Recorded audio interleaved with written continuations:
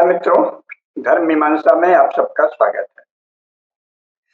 कृष्णाय वासुदेवाय हरे परमात्मने गोविंदाय नमः। वसुदेव सुतं देवं तस्यानुमतं देवकी परमानंदं कृष्णं वंदे जगद्गुरुं।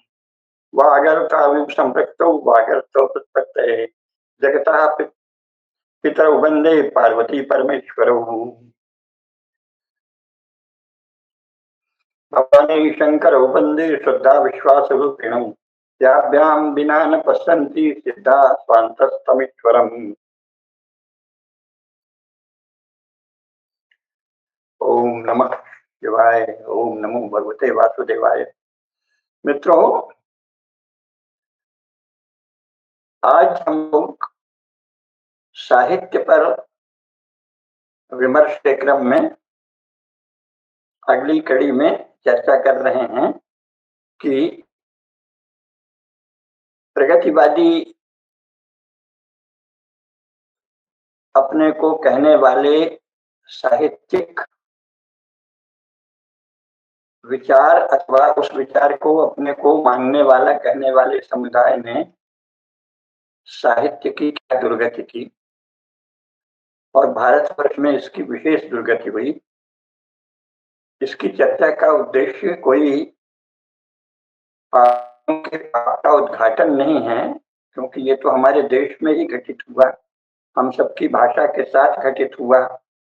तो इस उद्देश्य ये है कि अपनी मूर्खताओं को, अज्ञान को, बौद्धिक दैन्य को देख लें तो कम से कम नई पीढ़ी के वे लोग जो जिनका कोई बहुत ही निम्न स्तर नहीं है बुद्धि का, इसको जान लें और फिर अपनी परंपरा का कुछ अध्ययन करने का प्रयास करें, कम से कम साहित्य में ही, जो कि भारतीय परंपरा हर अनुशासन में, हर क्षेत्र में बहुत ही व्यापक और विराट संदर्भों वाली है और बहुत हजारों वर्षों के मानवीय ज्ञान का सार उसमें निहित है, बीज निहित है ना, ज्ञान बीज है उसमें। तो उससे प्रेरणा लेकर आप एक स्वस्थ रचना कर सकते हैं, अगर आप में भगवान ने वह काव्य शक्ति, सृजन शक्ति दी है। तो आपको यह शक्ति अपने किन्हीं जन्म के पुण्य संस्कारों से मिली है, तो उसका दुरुपयोग नहीं करना चाहिए। कोई भी वादी होना उसका दुरुपयोग है। तो साहित्य का सनातन सिद्धांत है, जो हजारों लाखों वर्षों के मानवीय अनुभवों और मानवीय ज्ञान का मानवीय सृजनशीलता से उपजा बहुत ही प्रामाणिक, बहुत ही सारभूत और साथ ही बहुत सी संभावनाओं वाला ज्ञान है, सिद्धांत है, उसे जानना चाहिए। तो आप लोगों को शायद साहित्य में पढ़ने को मिले, क्योंकि यहाँ से बड़े गर्व से पढ़ाया जाता है कि स्वयं को सोवियत संघ में लेनिन और स्टालिन नामक दो गुंडों के द्वारा छलबलपूर्वक किसानों की हत्या करते हुए जो सत्ता स्थापित की गई, जिसे उन्होंने सोवियत क्रांति का नाम दिया, और जो वस्तुतः है इंग्लैंड, फ्रांस और संयुक्त राज्य अमेरिका की कृपा से मिली थी। उसके पहले सोवियत संघ में तो नहीं, लेकिन रूस में जो जार था वो क्रिश्चियन था, लेकिन वो ऑर्थोडॉक्स क्रिश्चियन था।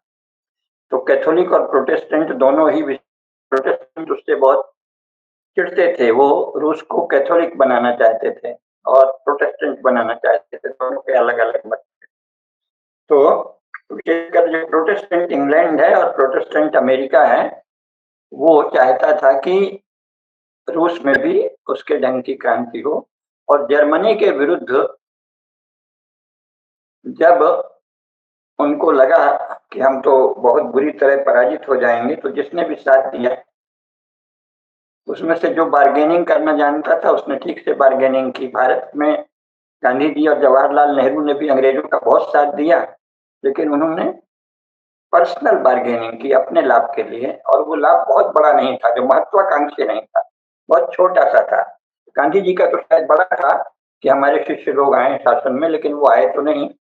अंत में थक हार के उन्होंने अंग्रेजों की बात मान के जवाहरलाल नेहरू को ही अपना उत्तराधिकारी घोषित कर दिया, जो उनके विचारों का अधिकांश मामलों में पूर्ण विरोधी था। केवल अंग्रेजों के प्रति मैत्री भाव या प्रेम भाव या विनम्र भाव रखने के मामले में गांधी और नेहरू एक थे।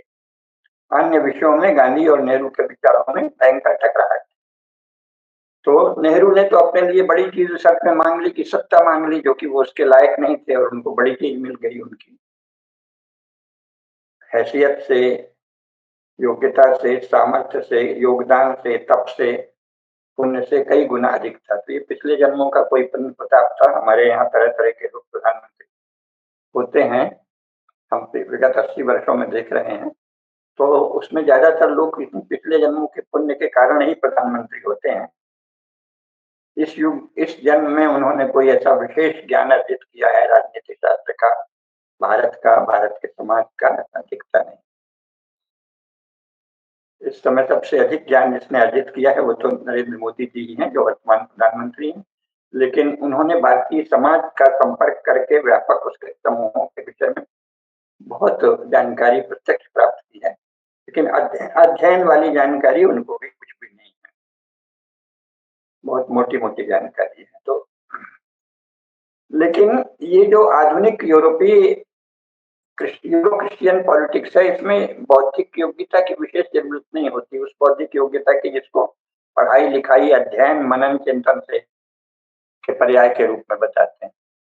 बाकी तो हर क्रिया बौद्धिक होती है। तो इस बुद्धि की जरूरत है इस पॉलिटिक्स में कि कैसे मास मोबिलाइजेशन करना, लोगों को कैसे अपने पक्ष में एकजुट करना, विरोधी के विरुद्ध उभारना, बहकाना, फुसलाना, उन्माद करना आदि, और कैसे दांव पेच खेलते हुए सत्ता पर कब्जा करना। ये भी तो बुद्धि का काम है। इस बुद्धि में आधुनिक राजनीति बहुत अग्रणी है। तो और इसमें भी सबसे ज्यादा अग्रणी है लेनिन और स्टालिन,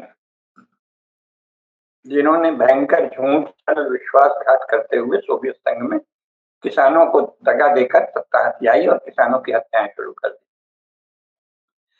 तो जो उनका आभा मंडल था और जो उनकी ताकत थी, मुख्यतः बात यह कि शक्ति बहुत अर्जित कर ली उन्होंने, क्योंकि इंग्लैंड को लगा कि ये जो भारत का पश्चिमोत्तर क्षेत्र है, भारत की जो पश्चिमोत्तर में व्याप्ति थी, उसको संभालना इंग्लैंड को लगा कि ये हमारे वश का नहीं है। तो अपने प्रतिनिधि, अपने कर्मचारी तो रखता था, लेकिन युद्ध में जब सौदेबाजी की बात आई, लेनिन और स्टालिन बहुत बड़े सौदेबाज थे। तो जब सौदेबाजी, उन्होंने कहा कि देखो भाई, हम जर्मनी के विरुद्ध इतने बड़े रूस में ही हर बार जर्मनी को झेलनी पड़ी उसकी ठंड के कारण, उसके दुर्गम परिस्थितियों के कारण। तो उन्होंने कहा हम इतने बड़े रूस का आपको साथ दे रहे हैं, तो बदले में हमें क्या दोगे? तो उन्होंने कहा कि ठीक है, तुम रूस का शासन करो। तो उसने कहा, लेनिन ने कहा कि नहीं, ये जो क्षेत्र पड़ा है ये भी तो खाली पड़ा है। तो उन्होंने कहा ठीक है, ये उधर बढ़े यूरोप की तरफ, उससे अच्छा है इसी तरफ भारत की तरफ बढ़ाओ। पहले ग्रेट गेम के नाम से बहुत सा राजनीतिक दांव पेच इस इलाके में इन लोगों ने किया था, और ज्यादा इंग्लैंड भी इस क्षेत्र से बहुत परिचित नहीं हो पाया था। उसके पास लोग ही नहीं, कुछ भारत के लोग ही जानते थे यहाँ, बाकी तो कोई, अंग्रेजों का तो हिम्मत ही नहीं होती थी उधर जाने की, कोई कोई कार गया। तो इसलिए उन्होंने लेनिन स्टालिन को दे दिया, तो उसने सोवियत संघ बना लिया। जब सोवियत संघ बना लिया तो बहुत ही विशाल क्षेत्र, खनिज पदार्थों का, मेवों का, तरह तरह के, बीच में कुछ अनाज वाला क्षेत्र भी जो था, सब उनको मिल गया। और दिमाग तो उनका कम्युनिस्ट था, तो सब किसानों को सता सता के उनसे जबरन अनाज पैदा कराने की कोशिश करने लगे, वसूलने लगे, और बहुत ही अत्याचारों की पराकाष्ठा कर दी। लेकिन राजकोष में इतना धन एकत्रित किया कि साइंस और टेक्नोलॉजी में उसे लगाने लगे। तो उसके बाद से इसके साथ ही सेना में बहुत व्यय किया उन्होंने, गुप्तचरी में बहुत व्यय किया। तो उन्होंने गुप्तचरी का जाल विश्व भर में बिछा दिया, और जो देश थोड़ा भी अनुकूल था, जहां उनके अनुकूल एक कोई भी शासन था, जो अंग्रेजों की कृपा से ही था, क्योंकि अंग्रेजों ने सभी क्रांतिकारियों को, जब वो जेल में रहते थे, तो उन्हें कम्युनिस्ट साहित्य ही उपलब्ध कराया था और कराते थे। उसका कारण ये है कि कम्युनिस्ट साहित्य पढ़ने के बाद कोई भी व्यक्ति अपने समाज से विमुख हो जाएगा। ईसाइयत, इस्लाम और कम्युनिस्ट, ये तीनों की विशेषता ये है कि जो इनको अपनाता है, जो इसमें प्रवेश करता है, वो अपने ही पूर्वजों को गालियां देने लगता है, उनको पिछड़ा, जाहिल, अविकसित, अंधेरे में डूबा हुआ आदि बताने लगता है। क्रिश्चियंस के अनुसार वो अंधेरे में डूबे थे। इस्लाम कहता है कि मोहम्मद से पहले जो कुछ था वो जाहिलिया था, सब जाहिल थे, अपने ही बाप दादों को गाली देते हैं कि वो सब जाहिल थे। और कम्युनिस्ट कहते हैं कि मार्क्स ने वैज्ञानिक चेतना लाई, इसके पहले सब भाव में थे, अवैज्ञानिक थे आदि। तो ईसाइयत और इस्लाम का साहित्य अगर सुलभ कराते तो हिंदू घरों के क्रांतिकारी भड़क जाते, क्योंकि उनको तो पता ही था कि हमारा धर्म ईसाइयत इस्लाम, उनकी नजर में कोई भी जो हिंदू घर में पैदा हुआ है संस्कारी, आधुनिक शिक्षा से पहले 1947 तक हिंदू समाज में घर घर में इतना धर्म बोध था, धर्म की क्रियाएं भी होती थी कि उन घरों का कोई भी युवक या युवती अगर उसको ईसाइयत या इस्लाम की पुस्तकें दी जाएगी तो वो उनको मजाक में उड़ा देगा, फेंक देगा किनारे, क्योंकि उसे पता था कि इससे बहुत श्रेष्ठ हमारे धर्म। तो ईसाइयत और इस्लाम तो किसी क्रांतिकारी को कभी लुभा ही नहीं सकता था। तो अंग्रेजों ने योजना पूर्वक जो क्रांतिकारी जेल में जाते थे उनको कम्युनिस्ट साहित्य दिलवाया।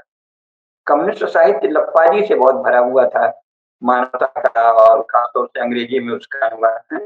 तो संपूर्ण मानव की रक्षा के लिए हम वर्ग संघर्ष करेंगे, क्रांतिकारियों का एक समूह तैयार करेंगे जो समाज को ऐसे ऐसे बदलेगा। उसी समय साइंस की जो स्थापना हुई थी, तो नया नया जो प्रयोग हो रहा था, विशेषकर जो प्रयोगशाला में वैज्ञानिक प्रयोग करते थे उनकी चर्चा होती थी, तो बड़ा चमत्कारी लगता था कि इसमें ये मिलाया है और फिर उसमें से ये बन गया। तेजाब में और क्या मिलाया तो फिर उससे जाकर हाइड्रोजन बन गया। जिंक जस्ते में तेजाब डाला, Zn plus H2SO4 is equal to ZnSO4 plus H2। जस्ते में तेजाब मिलाया तो हाइड्रोजन बन गया। कैसे, ऑक्सीजन कैसे बनाते हैं। फिर उसमें कैटेलिटिक एजेंट की बात आई तो उसकी नकल में इन लोगों ने एक सिद्धांत ही रख दिया, यूरोप वालों ने भी उसको अपना लिया कि मनुष्य का जो समूह है, जिसे हम सोसाइटी वो लोग कहते हैं, हमारे यहाँ तो लोक शब्द था, तो सोसाइटी को कैसे ट्रांसफॉर्म किया जा सकता है। तो जो राजनेता हो वो वैज्ञानिक की तरह काम करे, उसका संगठन उत्प्रेरक तत्व की तरह, कैटेलिटिक एजेंट की तरह काम करे, योजना पूर्वक एक विचार, एक आइडियोलॉजी के अनुसार सारे समाज को रूपांतरित किया जाए। जैसे जस्ते में तेजाब मिलाया तो जिंक सल्फेट और हाइड्रोजन बना, उसी प्रकार हमारे विचार में जब समाज को ढालेंगे तो समाज वैसा बन जाएगा जैसा हम चाहते हैं। कहने लगे नया समाज बनाना है, नई रोशनी लाना है। तो नया समाज बनाना है, नई रोशनी लाना है, ये आकर्षण इतना प्रचंड होता है नारों का, बातों का, और संसार के मजदूरों एक हो और संसार भर में पूंजीवाद का नाश हो वगैरह वगैरह, जिसका अर्थ होता था कि पश्चिमी यूरोप का नाश हो, संयुक्त राज्य अमेरिका के नए यूरोपीय लोगों के राज्य का नाश हो। तो ये बहुत आकर्षक लगता था यूरोपियन से सताए हुए लोगों को। तो वो, और इंग्लैंड आदि की योजना ये थी कि अगर हमसे छूटो तो हमारी ही किसी शाखा के अधीन रहो। तो इसलिए उन्होंने कम्युनिस्ट साहित्य बहुत पढ़वाया, तो बहुत से क्रांतिकारी भी भारत में भी कम्युनिस्ट होने लगे, कम से कम कम्युनिज्म से प्रभावित होने लगे। एक और उनको भारत माता की जय, वंदे मातरम से अद्भुत प्रेम था, और दूसरी ओर लेनिन स्टालिन के प्रोपेगेंडा लिटरेचर से भी बड़ा आकर्षण हो गया। तो ये उनकी कोशिश थी।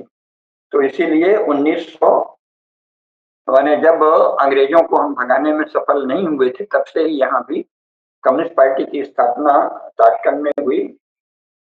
बहुत सारे मुसलमानों ने और एक दो अंग्रेज लोगों ने और एक केवल भारतीय हिंदू था, उन लोगों ने भारतीय कम्युनिस्ट पार्टी की स्थापना की। बाद में एक अच्छे, बहुत ही सात्विक सज्जन सत्यभक्त थे, उन्होंने भी गोलेपन के साथ कहता सचमुच कम्युनिज्म कोई अच्छी चीज है। कानपुर में 1925 में कम्युनिस्ट पार्टी ऑफ इंडिया की स्थापना की। तो एम.एन. राय वगैरह धूर्त थे, उन्होंने धीरे धीरे कम्युनिस्ट पार्टी को हड़प लिया, अपने कब्जे में कर लिया। तो सत्यभक्त की धारा तो कम्युनिज्म में चली नहीं, उनकी आगे जो अंग्रेजों से प्रभावित समूह था वो कम्युनिस्ट बन के भारत में भी छा गया। तो उन्होंने प्रगतिवाद प्रोग्रेसिव राइटर्स फोरम बनाई। प्रोग्रेसिव यानी उसको हिंदी में प्रगतिवाद कहते हैं। तो प्रगतिवादी लेखकों का एक समूह बना। तो प्रगतिवादी लेखकों के सम्मेलन होने लगे ताकि कम्युनिज्म का विचार फैलाया जा सके। तो जो उस समय के प्रतिष्ठित लेखक थे उसमें जो उनके झांसे में आ जाए, पैमाने में आ जाए, उसको अध्यक्ष बना देते थे। तो एक बार उन्होंने प्रेमचंद जी को अध्यक्ष बनाया। प्रेमचंद सीधे साधे आदमी थे, ज्यादा नहीं जानते थे, और पूर्वी उत्तर प्रदेश में बहुत से लोग कम्युनिस्ट हो रहे थे उस समय। बड़े बड़े धनी किसान और संपन्न लोग भी, और कुछ निर्धन परिवारों के ब्राह्मण भी वहाँ कम्युनिस्ट हो रहे थे। तो प्रेमचंद भी कम्युनिस्ट साहित्य से प्रभावित थे। ज्यादा गहराई तक तो कुछ जानते नहीं थे।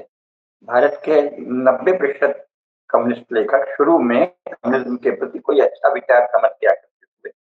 वो उसकी क्रूरताओं, कठोरताओं, नृशंसताओं, बर्बरताओं से परिचित है। तो प्रेमचंद ने प्रगतिवादी लेखक संघ के सम्मेलन में क्या कहा?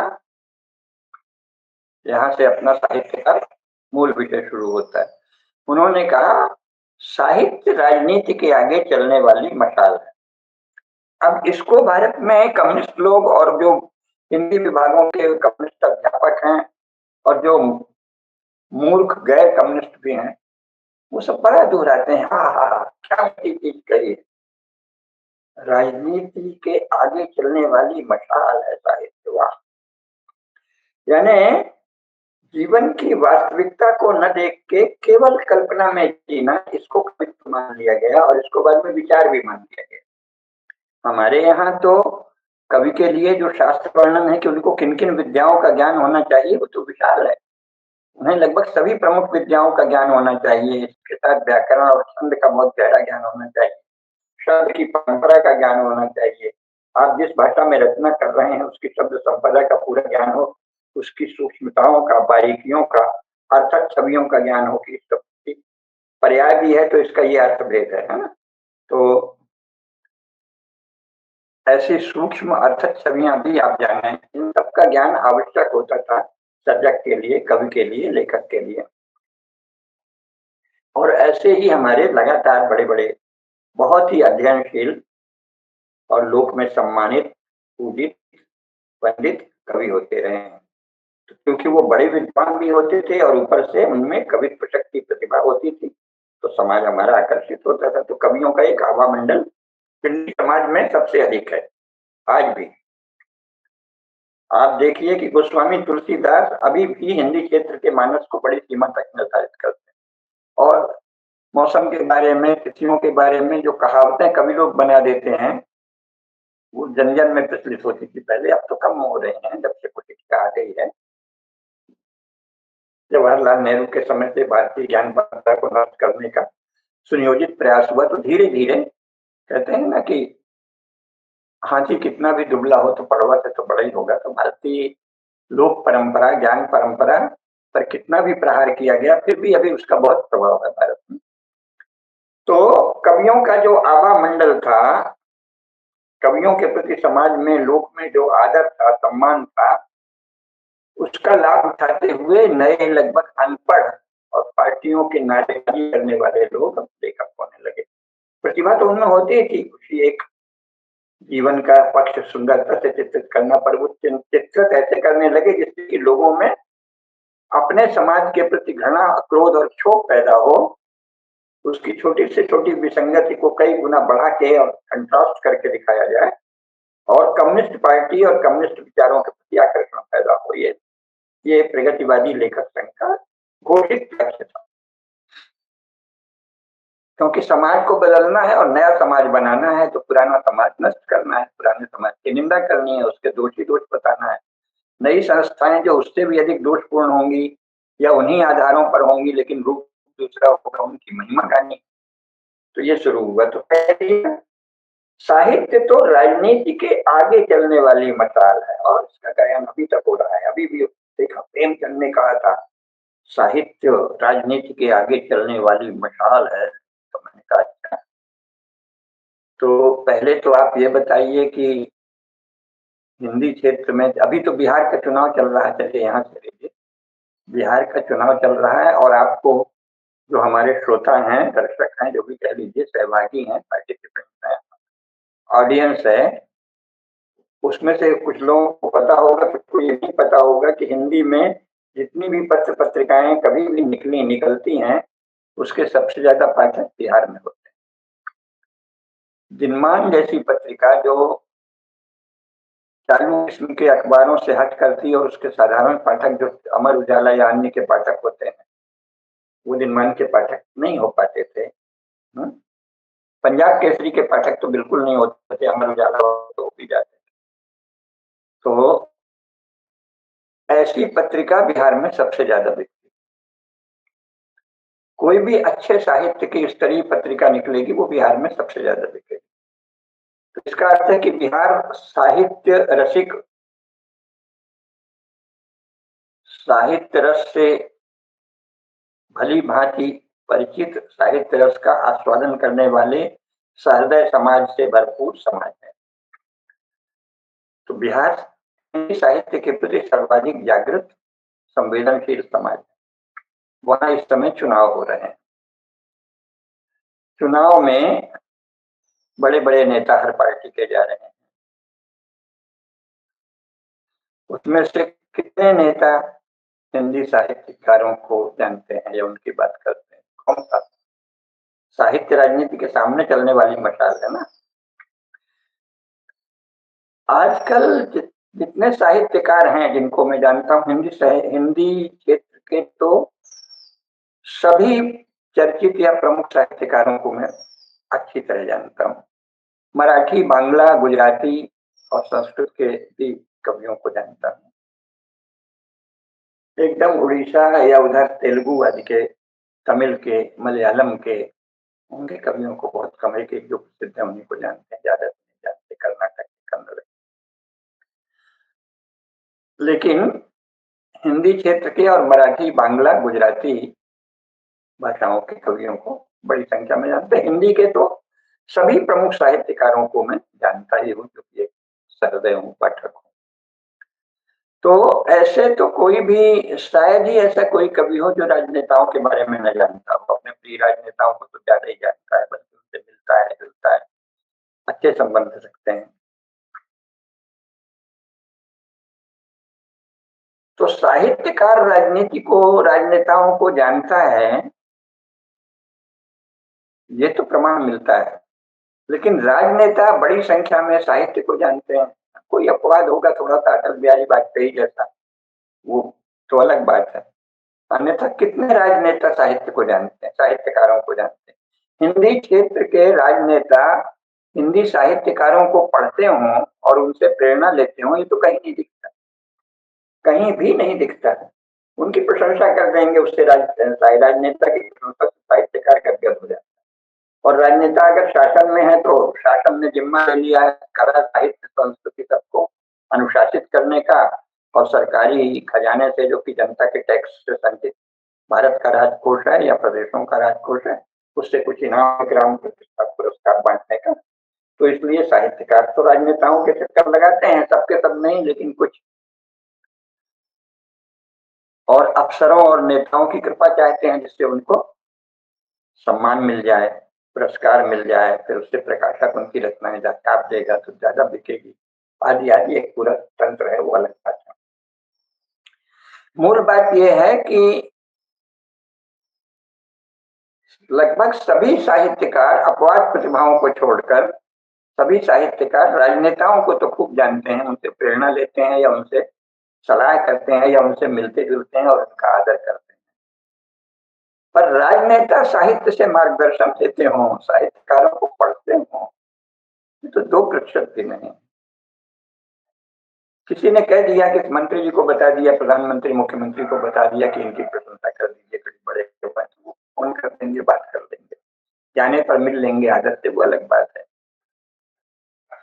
अभी तो प्रधानमंत्री नरेंद्र मोदी ने, पक्के कम्युनिस्ट कवि हैं एक, विनोद कुमार शुक्ल, जनवादी लेखक संघ के सदस्य रहे हैं, उनको फोन पे बातचीत की क्योंकि उनको कुछ सम्मान आदि मिला था। तो प्रधानमंत्री उदार हैं, सहृदय हैं और किसी ने कहा होगा कि कोई बड़े कवि हैं, ये तो फ़ोन पे बात कर ली।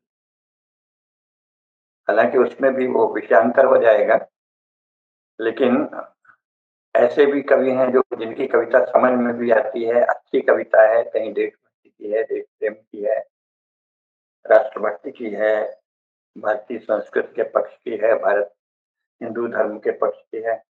मध्य प्रदेश में ही देवेंद्र दीपक जी हैं जिन्होंने सारा जीवन इसी तरह के साहित्य सृजन में लगाया और जिनको कांग्रेस कम्युनिस्ट गठजोड़ ने काफी टंगाया भी।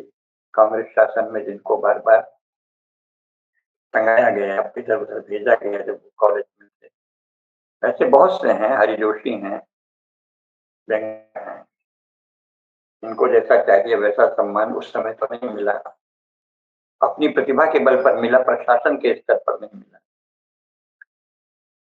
लेकिन एक कम्युनिस्ट कवि को उसने सफलता पाई है, वो लॉबिंग हो गई होगी तो उनके प्रधानमंत्री बात कर रहे हैं, बहुत अच्छा है। आप विनोद कुमार शुक्ल से बात करें और देवेंद्र दीपक से फोन पर बात की आवश्यकता नहीं समझें। इतना बड़ा कवि जिसने ऐसा यशस्वी जीवन जिया है वो अस्वस्थ है, तो मैंने ये सुनने में नहीं मिला कि प्रधानमंत्री नरेंद्र मोदी ने फोन करके देवेंद्र दीपक इस बात का हालचाल किया है, आज तक सुनने को नहीं मिला।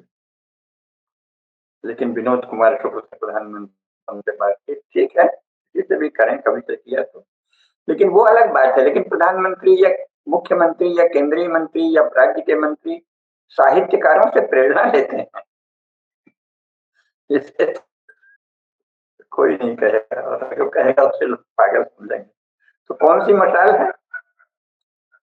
साहित्य राजनीति के आगे चलने वाली मशाल है। और प्रेमचंद को हिंदी क्षेत्र के कितने साहित्य राजनेता प्रेरणा मानते हैं। कभी नाम ले देना अलग बात है, मैं तो सभी राजनेताओं को जानता हूँ, कम्युनिस्ट पार्टी के राजनेता, कांग्रेस पार्टी के राजनेता, सोशलिस्ट पार्टी के राजनेता, जनसंघ के राजनेता, प्रेमचंद को प्रेरणा मानते हो ऐसा तो कोई नहीं। और फिर प्रेमचंद के साहित्य में भी जहां वो उन्होंने पूस की रात लिखा हो या इस तरह का जो कम्युनिस्ट नजरिए से कोई लेखन किया हो, उसको उसकी चर्चा बहुत होती है। लेकिन उनकी जो कहानी जिहाद है अथवा नमक का दरोगा है, अथवा पंच परमेश्वर है, अथवा वो जिसमें बच्चा चिमटा खरीदता है, उस तरह मुझे कहानी नहीं याद आई, बड़ी प्रसिद्ध कहानी, हामिद नाम का लड़का।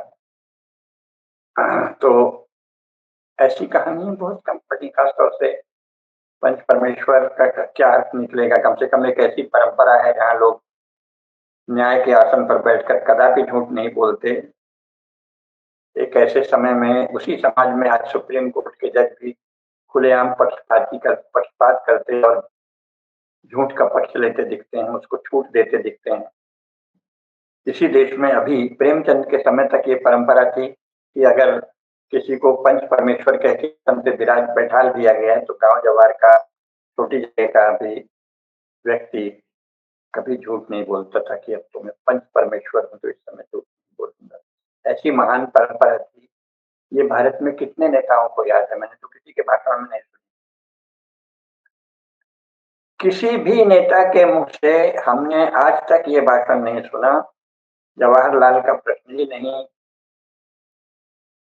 इंदिरा गांधी का प्रश्न ही नहीं, राजीव गांधी का प्रश्न ही नहीं, मनमोहन सिंह का प्रश्न ही नहीं, देवगौड़ा गुजराल आदि का प्रश्न ही नहीं,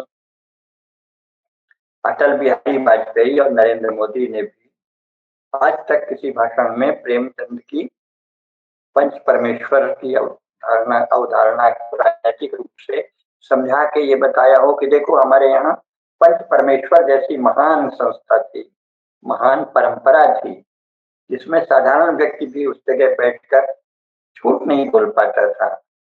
और विक्रमादित्य के सिंहासन की कथाएं थी तो उस टीले पर कोई बैठ जा गया जहाँ कहा जाता था कि ये विक्रमादित्य का सिंहासन है, तो एक साधारण लड़का भी वहां अचानक न्यायशील और निष्पक्ष न्यायिक बातें करने लगता था। इसके उदाहरण लगातार संपूर्ण इतिहास में, इसकी चर्चा और तो और अटल बिहारी वाजपेयी और नरेंद्र मोदी ने भी कभी की तो मैंने तो नहीं सुनी, और मैं बहुत ध्यान से सब सुनता हूँ। इस रूप में चर्चा की हो कि इससे सिद्ध होता है कि हमारे यहाँ इतनी महान संस्था थी पंच परमेश्वर की, ये हमारी परंपरा में बदमूल थी, संपूर्ण समाज में ये मान्यता थी और समाज की मान्यता से ही लोग चलते हैं, तो इसलिए जो पंच परमेश्वर बना दिया जाता था वो झूठ नहीं बोल पाता था, सत्य ही निर्णय करता था, भले उसके सगे के विरोध में वो निर्णय तो नहीं बोला। तो किस साहित्य से कौन सा राजनेता प्रकाश लेता है? एक बात इससे सिद्ध होता है कि ये कथन पूर्णतः झूठ है कि साहित्य राजनीति के आगे चलने वाली मशाल है। लेकिन मैं दूसरी बात भी कहता हूँ, मान लो कोई ऐसे साहित्यकार हो जाए, भगवत कृपा से, भगवान के आशीर्वाद से कोई ऐसे साहित्यकार हो ही जाए कि जिनसे राजनेता प्रेरणा सचमुच लेने लगे, ये नहीं कि वो सम्मानित है, उसको ज्ञानपीठ पुरस्कार या कोई और पुरस्कार मिला है, कल को नोबेल पुरस्कार मिल जाए, अभी तक तो नहीं मिला रविन्द्रनाथ ठाकुर के बाद, लेकिन कल को मिल जाए। या रविन्द्रनाथ ठाकुर की ही कविताओं से राजनीति के लिए प्रकाश कितने राजनेताओं ने लिया? बंगाल में भी नहीं लिया, हिंदी में भी नहीं लिया, जबकि हिंदी में गीतांजलि का अनुवाद खूब पढ़ा गया। मैंने ही किशोरावस्था में ही गीतांजलि पढ़ ली थी, क्योंकि उसका काफी प्रचार प्रसार हुआ था। लेकिन अगर कोई राजनेता ऐसा हो भी जाए, कोई राजनीतिक दल ऐसा हो जाए तो साहित्यकारों से प्रकाश लेने लगे, गोस्वामी तुलसीदास से ही लेने लगे, सूरदास से ही लेने लगे, कबीर से ही लेने लगे, अभी तक तो कोई है नहीं। अपने पासिंग रेफरेंस के रूप में, चालू संदर्भ के रूप में अपने भाषण में पिरो कर एक श्लोक या एक कविता कह देना अलग बात है। उस तत्व ज्ञान से, उस काव्य में निहित जो ज्ञान है, दृष्टि है, मान्यता है, प्रतिमान है, उससे प्रेरणा लेने वाली तो कोई राजनीतिक पार्टी भारत में नहीं हुई 80 वर्ष। तो साहित्य राजनीति के आगे चलने वाली मशाल है, ये वैसे भी झूठी हुई। लेकिन मान लीजिए कि कोई ऐसा हो भी जाए तो भी न तो वो राजनीति श्रेष्ठ मानी जाएगी और न ही वो साहित्य, क्योंकि साहित्य केवल राजनीति का प्रतिनिधित्व थोड़ी करना चाहिए भाई। साहित्य तो समाज का प्रतिनिधित्व करना चाहिए ना, लोग का। अर्थात जो ज्ञान की परंपराएं हैं, न्याय की परंपराएं हैं, भाव की परंपराएं हैं, शब्द संपदा की परंपरा है, प्रतिमा, रूपक, उपमा आदि जो है, प्रतिमान है, प्रतिमान की परंपरा है, उपमा की परंपरा है, सादृश्य की परंपरा है, सुंदर, उनमें वो एक तरह के ज्ञान बीज भी होते हैं, भाव बीज भी होते हैं, इस तरह के जो प्रतीक गुच्छ हैं। तो साहित्यकार को तो संपूर्ण लोक या संपूर्ण, आजकल समाज चल गया है अंग्रेजी के अनुवाद के रूप में, तो संपूर्ण समाज या संपूर्ण राष्ट्र की ज्ञान संपदा और भाव संपदा का प्रतिनिधित्व करना चाहिए, ना केवल राजनीति का क्यों करना चाहिए? राजनीति के आगे चलती हुई मशाल क्यों बने? तो इसका अर्थ है कि कम, वस्तुतः प्रेमचंद का जो आशय था और प्रगतिवादी लेखक संघ का सबका आशय ये था कि कम्युनिस्ट पार्टी के आगे हम मशालतियों की तरह जुलूस लेके चलें। हम अपने लेखन से, कविता से, कहानी से ऐसा वातावरण बनाएं कि लोगों को हिंदू समाज की व्यवस्था से घृणा हो जाए, विरोध हो जाए, चिढ़ हो जाए, एक एक विकृति को इतना अतिरंजित करके कई गुना बढ़ा के ऐसे दिखाएं और गुणों को दबा दें। कोई यहाँ गुण भी था, कोई अच्छाई भी थी, समाज में कोई सहृदयता, उदारता, विशालता भी है सहज रूप में, बिना कम्युनिस्ट पार्टी का मेंबर हुए।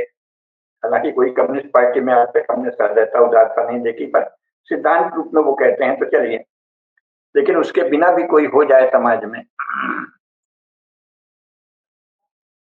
ऐसा तो देखा नहीं गया। तो राजनीति के आगे चलने वाली मशाल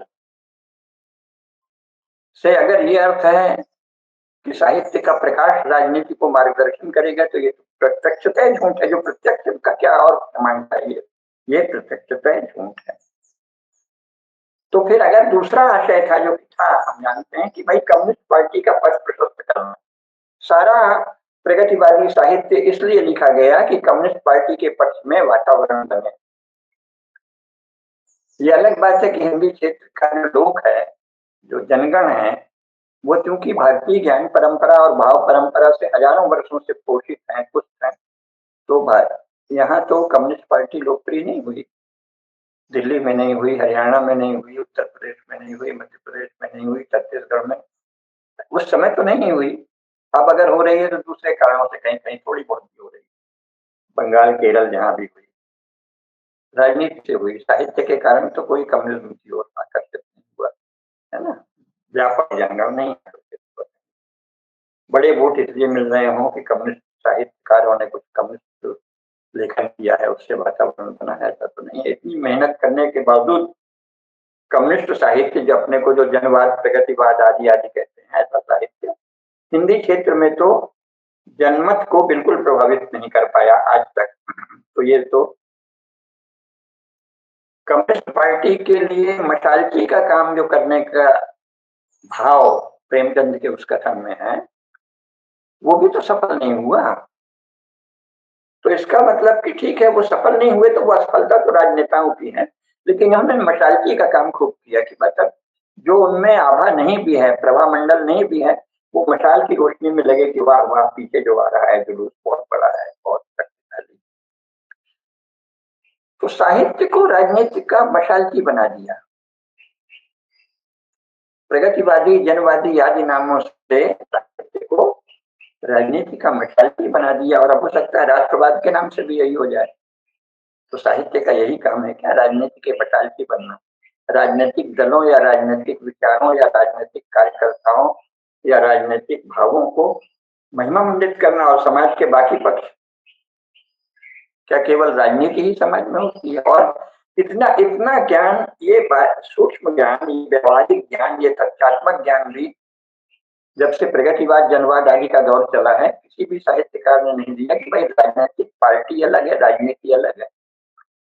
राजनीति तो व्यापक है ना। भारत में राजनीति को कैसे जानेंगे?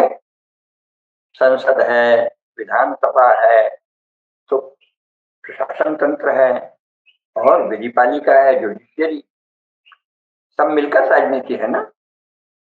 जुडिशियरी बहुत बड़ी पॉलिटिक्स से चलती है ना, उसके पॉलिटिकल राजनीतिक आधार है। राजनीति का अर्थ है जो राज्य की नीति हो, राज्यकर्ताओं की नीति हो।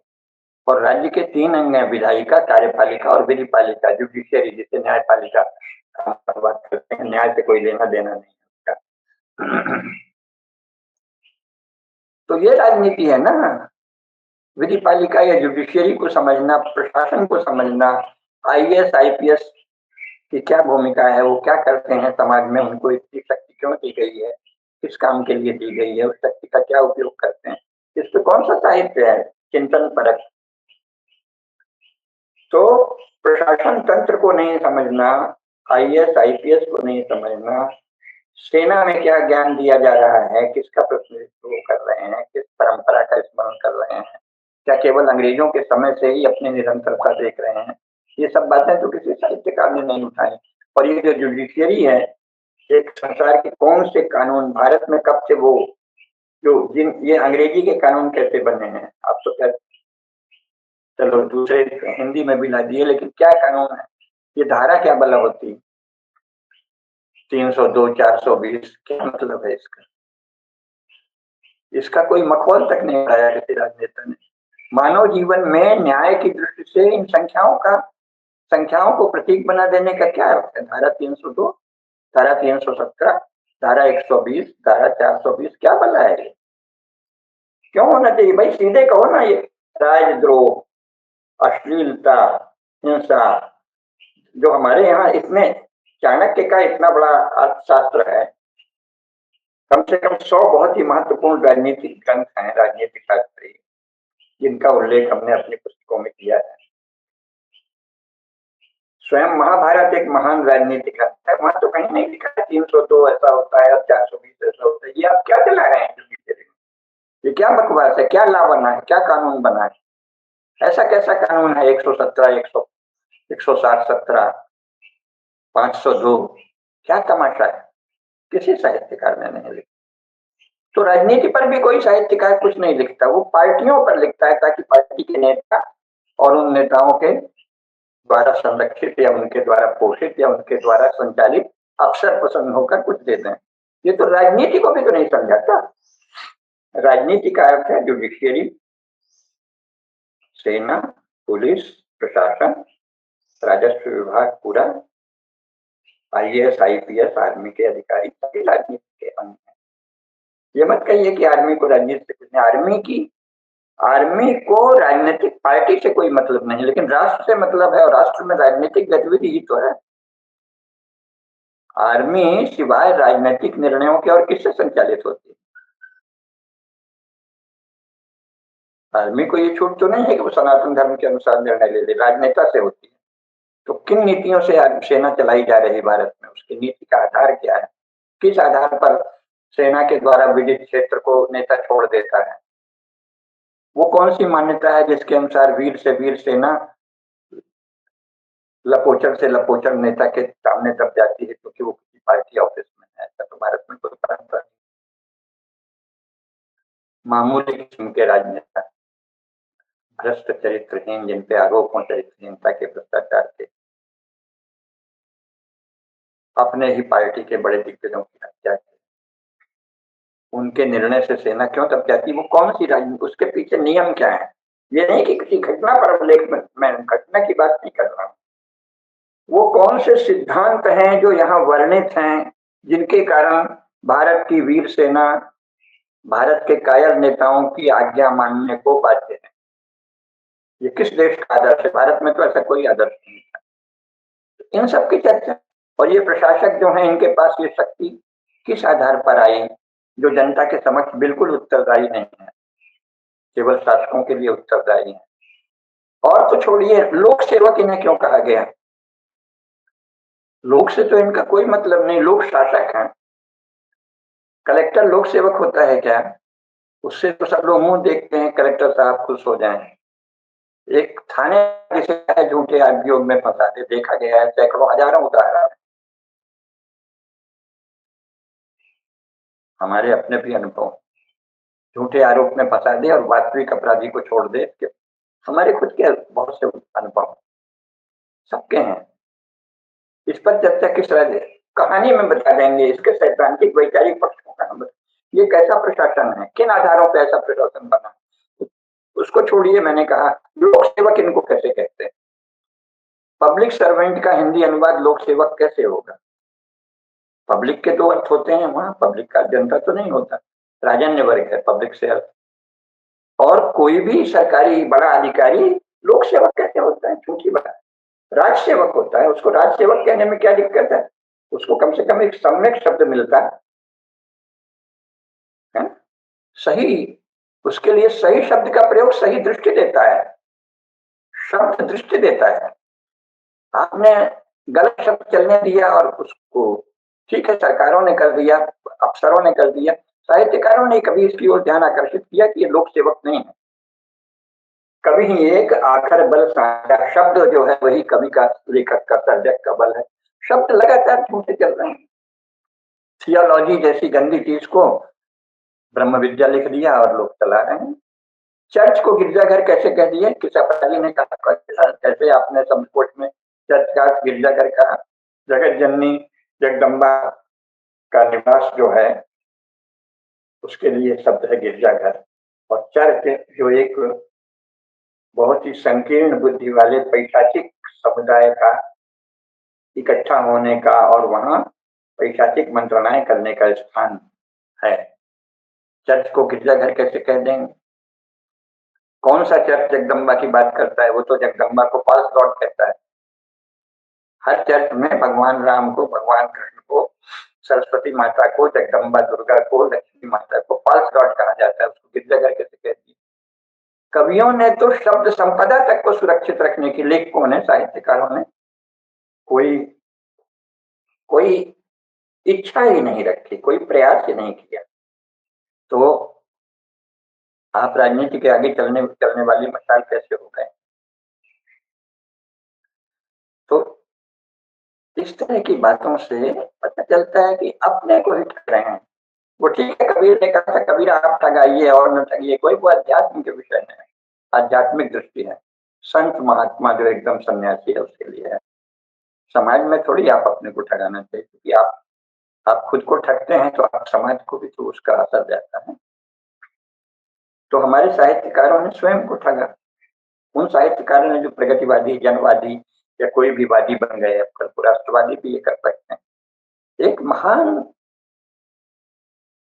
शब्द परंपरा, भाव परंपरा, अर्थ परंपरा, अनुशासन, काव्यानुशासन, साहित्यानुशासन वाले समाज में क्या चल रहा है? आप राजनीतिक पार्टियों के मशाल की बनकर रहेंगे, राष्ट्रवादी हो जाएंगे, समाजवादी हो जाएंगे, मार्क्सवादी हो जाएंगे, क्या पार्टियों के मशाल की होते हैं साहित्यकार? क्या अब यही बचा है भारत जैसे महान देश में? वाल्मीकि, वेद व्यास, कालिदास और तुलसीदास के देश में? अभी मैं दक्षिण भारत या बांग्ला आदि की कवियों की बात नहीं कर रहा, हिंदी क्षेत्र की विशेष बात कर रहा हूँ।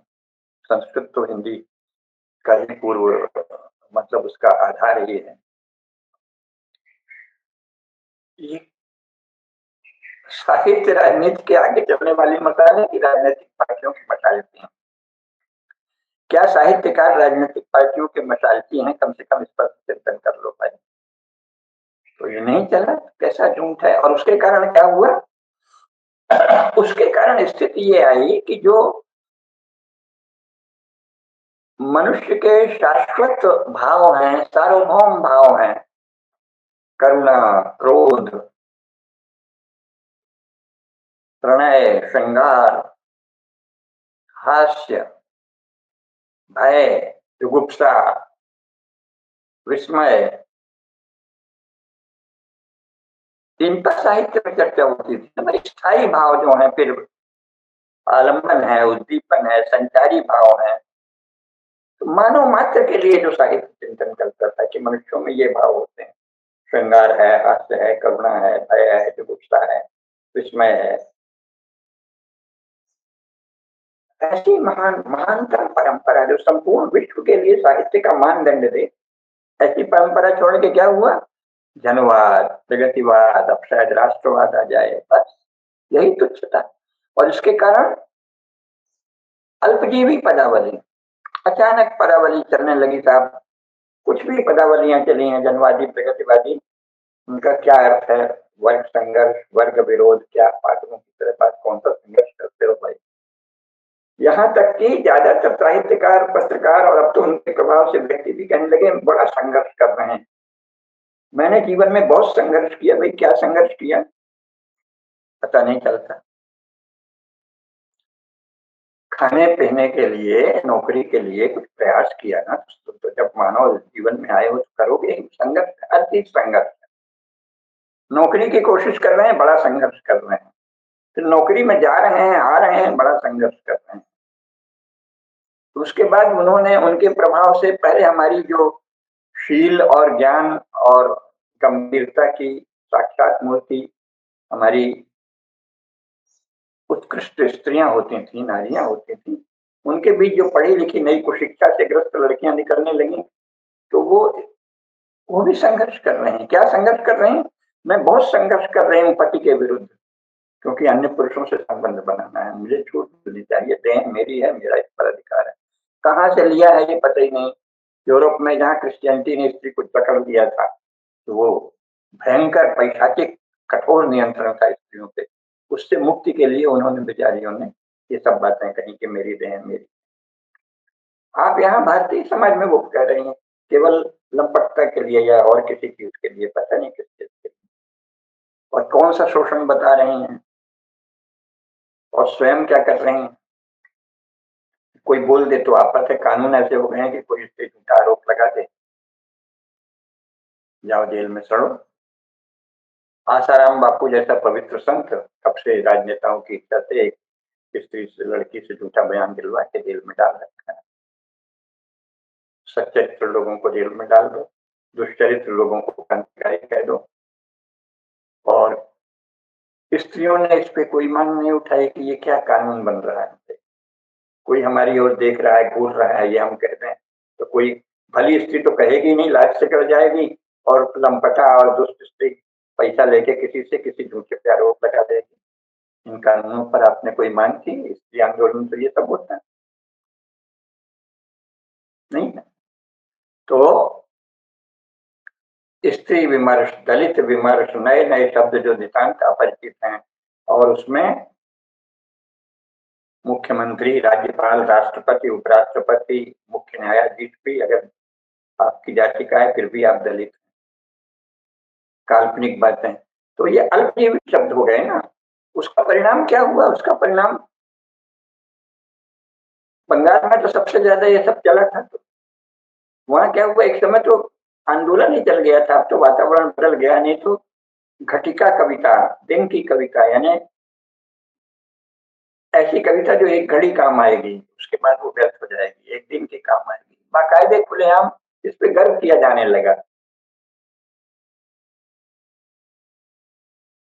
और बिहार भी बड़ा प्रतिभाशाली है, तो वहां भी नकेनवाद आ गया, और मुझे तो अब शब्द भी भूल गए, अभी कुछ दिन पहले याद रहते थे, जो गुस्सा के कारण वो शब्द भूल गए हैं। कुछ लिंगवादल मोतवाद एक विचार चल रहा था, साहित्य में लिंगवादल मोतवाद, वाह क्या है, कैसे कैसे अजनबी शब्द, कैसी पदावलियां। राष्ट्रभक्ति जैसा पुण्य भाव छोड़ के राष्ट्रवादी, मैं राष्ट्रवादी हूं, तू राष्ट्रवादी क्यों है भाई? राष्ट्रभक्त क्यों नहीं? राष्ट्रवाद क्या बला है? नेशनलिज्म का ट्रांसलेशन है ना।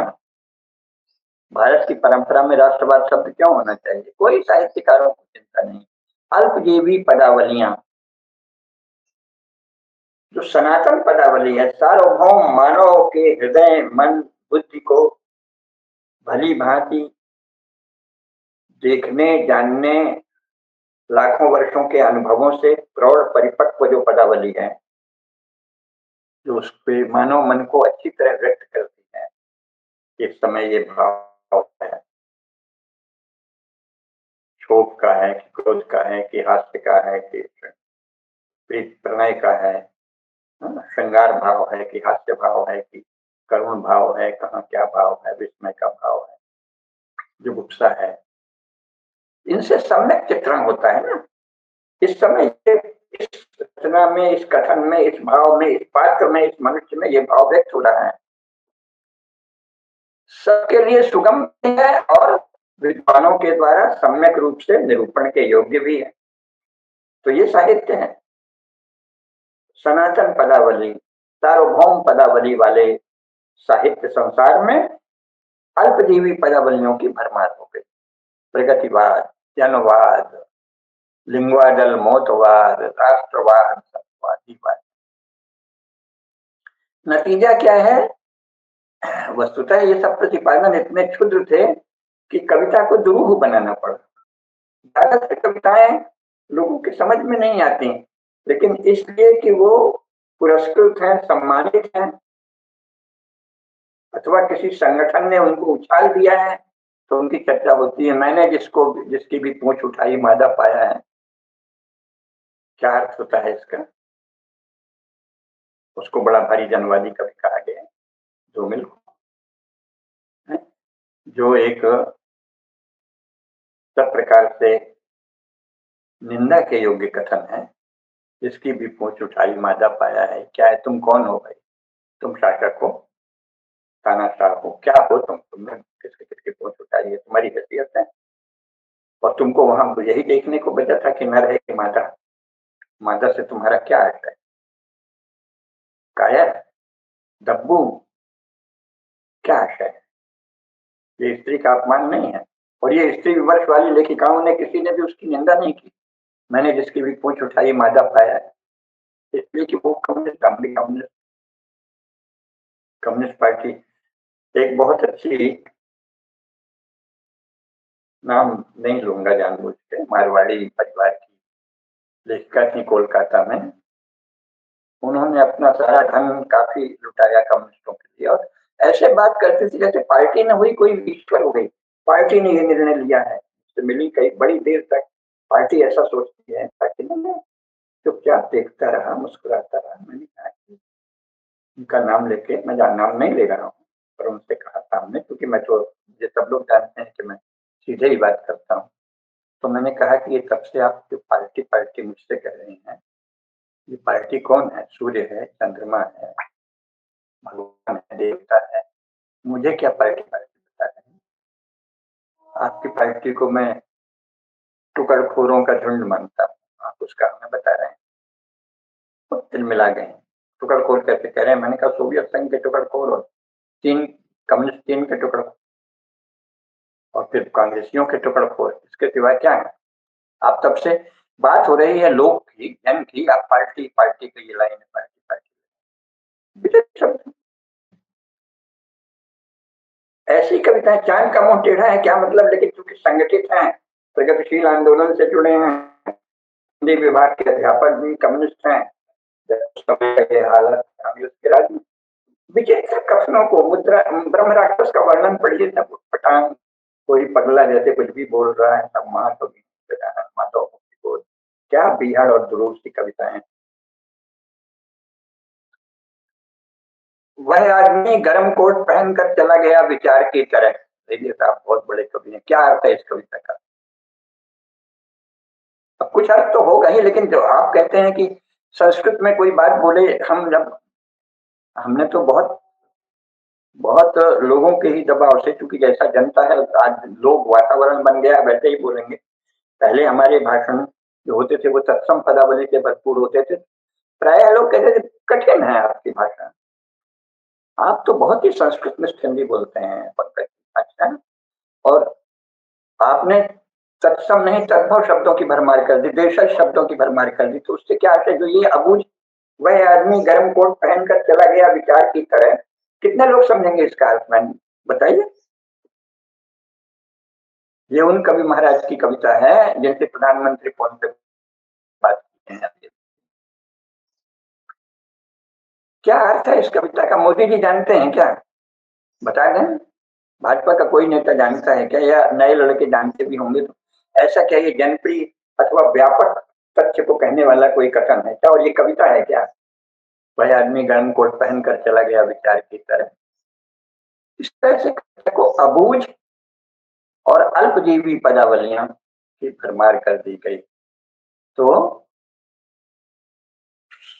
साहित्य को राजनीतिक पार्टियों का मशालची बना देना, राजनीति का भी नहीं, राजनीति तो साहित्यकार, हमारे हिंदी साहित्यकार तो राजनीति पे चर्चा ही नहीं करते, क्योंकि राजनीति को वो राजनीतिक पार्टी से एकाकार करके देखते हैं। राजनीतिक पार्टी राजनीति का एक बहुत छोटा अंग है। भारत के संविधान में तो राजनीतिक पार्टियों का उल्लेख ही नहीं। पॉलिटिकल पार्टी, राजनीतिक पार्टी एक संविधानेतर सत्ता है, पार्टी के, राजनीतिक पार्टी के रूप में एक मनुष्यों के समूह के रूप में संवैधानिक संस्था है। संविधान में केवल मानवीय समुदाय की बात है कि ग्रुप, है ना।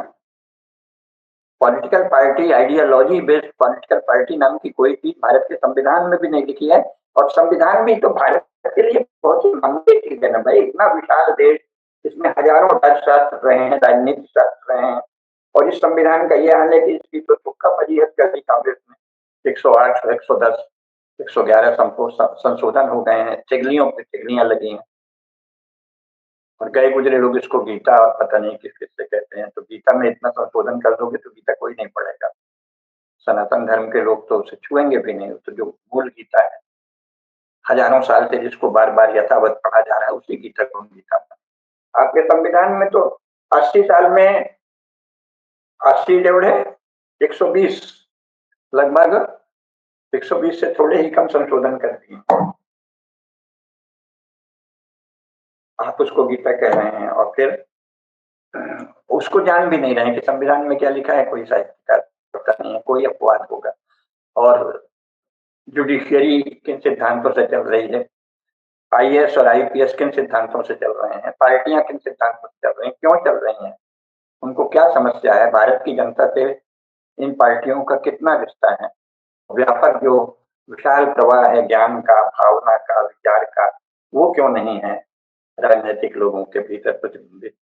तो कोई कहते हैं राजनीति का क्या, राजनीति जानते भी नहीं ज्यादातर साहित्यकार, राजनीतिक पार्टी को जानते हैं और नारेबाजी को जानते हैं, राजनीति को नहीं जानते, राजनीतिक शास्त्र को नहीं जानते, और कह दिया कि राजनीति के आगे चलने वाली मशाल है। साहित्यकारों को, आपने साहित्य को राजनीति का मशालची बना दिया, और उसका परिणाम ये हुआ कि क्षुद्र पदावलियां, अल्पजीवी पदावलियां और अबूझ पंक्तियां ये जो आगे हैं, और साहित्य भर में नहीं आई हैं। अभी साहित्य का विषय करें कला में भी वही है, चित्रकला के नाम से आपने यूरोप का जो लिया, उसमें क्या है? कुछ भी कोई नहीं समझ रहा, लेकिन इसलिए आप उसकी व्याख्या कोई एक और आके बताएगा कि इसमें तो ये है, क्योंकि इसमें देखो देखो वहां से शेर दिखता है, वहां से ऐसी छाया दिखती है, और कहीं से भी उठा के लकड़ी का, एक लकड़ी में ये आकार है, पत्थर का ये आकार है, वो रख दिया है, वहां रखा है। विजय घाट और शक्ति स्थल कितने कितने हैं, स्मशान का क्षेत्र बना दिया है दिल्ली। किसी साहित्यकार ने ये नहीं कहा कि भाई भारत की राजधानी में इस राजपुरुषों के स्मशान का इतना बड़ा क्षेत्र क्यों बनाया जा रहा है, और स्मशान को पर्यावरण की जगह क्यों बनाया जा रहा है। बहुत ही बुरा है हिंदू संस्कृति। और स्मशान को राजघाट नाम देकर, और वहां जैसे देखो महात्मा गांधी की समाधि में जाता है, भाई स्मशान तो हमारे यहाँ इस तरह जाने की किसने, ये किसकी नकल हो रही है, ईसाइयों की किसकी? आधारभूत बातें तो राजनीति के विषय में किसी साहित्यकार ने उठाई नहीं, और बात यही करते हैं कि साहित्य राजनीति के आगे चलने वाली मशाल है। कला में भी वही है, चित्रकला, तरह तरह की जो कलाएं चली हैं, उसमें कहीं पत्थर रख दिए, कहीं लकड़ी रख दी, फिर जबरन उसमें आकार देख रहे हैं। कोई इतनी भव्य परंपरा रही है हमारे यहाँ चित्रकला की, प्रतिमा की, अभी भी जन जन में व्याप्त है। आप उसकी बात क्यों नहीं करते? हमने प्रोफेसर कुसुमलता केडिया जी को भारत भवन में एक बार बुलाया, कई बार बुलाया, 3-4 बार। उसमें से एक बार की बात है कि उन्होंने ये प्रश्न उठा दिया, भाई ये क्या है, ये पत्थर यहाँ रखे हैं, वहां रखे हैं, ये तो सिलबट्टा के भी काम नहीं आएंगे, धान की कुटाई भी इसमें नहीं हो सकती, कोई खलबट्टा भी नहीं है, ये क्या है, पत्थर कैसे भी रख दिया और कह दिया कि इसमें ये अर्थ है, वो अर्थ। कोई उत्तर नहीं दे पाया। तो केवल साहित्य में नहीं, अन्य क्षेत्रों में भी यही स्थिति है। कला में भगवान की कृपा से संगीत और नृत्य में अभी इतनी सशक्त परंपरा है कि इतनी मनमानी नहीं चल पाई है। कोशिश की गई थी वहां भी, पर चली नहीं, क्योंकि वहां गुरुओं की परंपरा है। साहित्य में गुरुओं की कोई परंपरा नहीं, और चित्रकला में भी गुरुओं की कोई परंपरा नहीं है। जहां गुरुओं की परंपरा समाप्त है, वहां हास्यास्पद दयनीय दृश्य है। तो आज बात को यहीं रोकते हैं, अभी ये श्रृंखला चलती रहेगी। जो शब्द, जो पदावलियां चल गई हैं, अस्तित्ववाद, संरचनावाद, डिकॉन्स्ट्रक्शन, एक्जिस्टेंशियलिज्म, लॉजिकल पॉजिटिविज्म, इन पर भी बात करेंगे कि हिंदी में इनका प्रयोग करने वाले परंतु इनके अर्थों को न जानने वाले लोगों की कैसी भरमार है, कैसी विपुलता है, ये अगली वार्ताओं में हम दिखाएंगे। नमस्कार। धर्म की जय हो, अधर्म का नाश हो, प्राणियों में सद्भावना हो, विश्व का कल्याण हो। नमः पार्वती पतये, हर हर महादेव।